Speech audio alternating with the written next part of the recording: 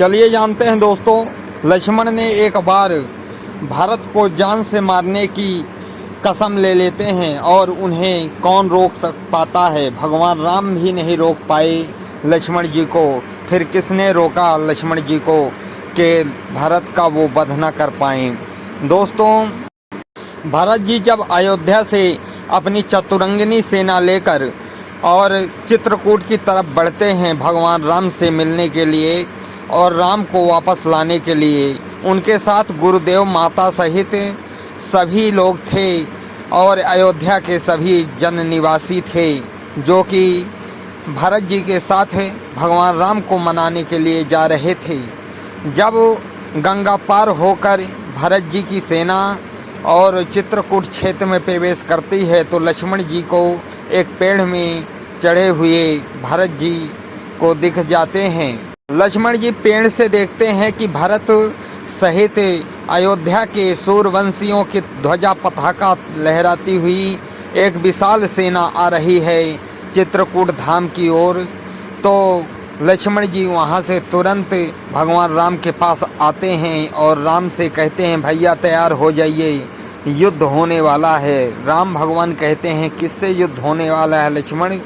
तब लक्ष्मण जी बताते हैं कि भरत पूरी सेना लेकर अयोध्या के आए हैं और वो हमें निसहाय अवस्था में जानकर हमारा वध करना चाहते हैं और आपको मारना चाहते हैं। आपका राज तो वैसे भी छीन लिया है भरत, फिर भी उसके बाद भी उसका संतोष नहीं हुआ और वह पूरी सेना लेकर अयोध्या की हमें मारने आ रहा है। तैयार हो जाइए भैया। और लक्ष्मण यह कहते हुए धनुष बाण उठा लेते हैं और वहीं खड़े खड़े प्रतिज्ञा करते हैं कि हे भैया, मैं प्रतिज्ञा करता हूँ कि भरत को आज वध कर दूंगा। मैं आपकी सौगंध खाता हूँ भगवान राम कि मैं लक्ष्मण दशरथ का पुत्र भरत का वध करके ही मानूंगा। और यह सुनकर धरती थर्रा जाती है लक्ष्मण की यह बात सुनकर और तुरंत आकाश मार्ग से बिजलियां तड़पने लगती हैं और भगवान राम लक्ष्मण को रोकने की कोशिश करते हैं कि रुको लक्ष्मण, मगर वहाँ लक्ष्मण नहीं रुकते। तब आकाशवाणी होती है कि हे लक्ष्मण, कोई भी कदम सोच विचार कर उठाना चाहिए। पहले उस विषय में जान लो कि वह किस उपलक्ष्य से भरत आए हैं, उसके बाद ही ऐसी प्रतिज्ञा तुम्हें करना था। तो हम जानते हैं कि तुम अपनी प्रतिज्ञा में सफल हो सकते हो, परंतु तुम्हें ऐसी प्रतिज्ञा सोच विचार कर करनी चाहिए थी। हे लक्ष्मण, तुम महान योद्धा हो, इसमें कोई शंका नहीं, परंतु तुम ऐसा पहले सोच विचार लो, इसके बाद ही ऐसा कदम उठाना।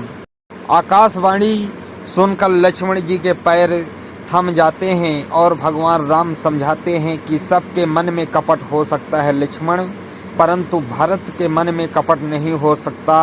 भरत कपटी नहीं हो सकता, भरत को राजमद कभी भी नहीं हो सकता।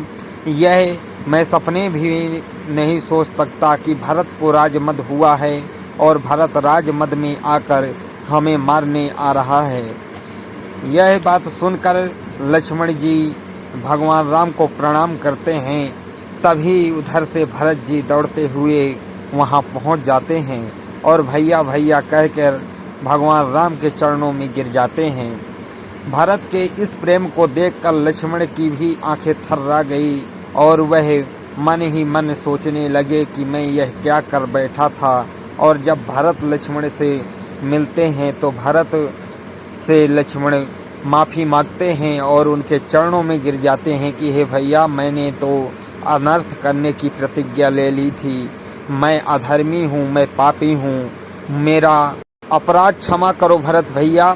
भरत जी यह बात सुनकर लक्ष्मण जी को कहते हैं कि अरे, तूने यह क्यों कार्य नहीं किया? तू मेरे छाती पर बाण एक भेद देता और मैं मृत्यु को समाहित हो जाता, तो आज मुझे यह दिन भैया को इस तरह के रूप में मैं देखने को तो नहीं मिलता।